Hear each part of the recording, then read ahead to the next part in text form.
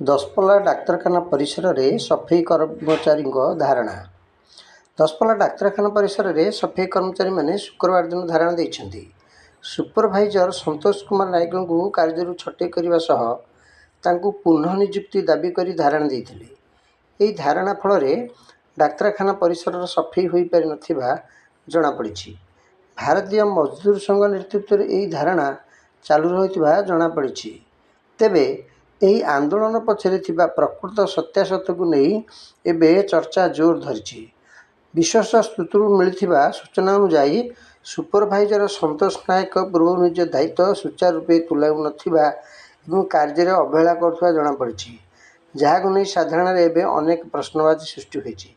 ସବୁଠାରୁ ଆଶ୍ଚର୍ଯ୍ୟଜନକ କଥା ହେଉଛି, ଯେଉଁ ସୁପରଭାଇଜରଙ୍କ ପାଇଁ ଅନ୍ୟ କର୍ମଚାରୀମାନେ ନିଜର କାମଧନ୍ଦା ଛାଡ଼ି ଧାରଣାରେ ବସିଛନ୍ତି, ସେହି ସନ୍ତୋଷ ନାୟକ ନିଜେ ଧାରଣା ଦେବାର ପ୍ରକୃତ କାରଣ ସ୍ପଷ୍ଟ କରିବାକୁ ପଛଘୁଞ୍ଚା ଦେବା ସହିତ ଦାବିପତ୍ର ଦେବାକୁ ସନ୍ତୋଷ କୁଣ୍ଠାବୋଧ କରୁଛନ୍ତି।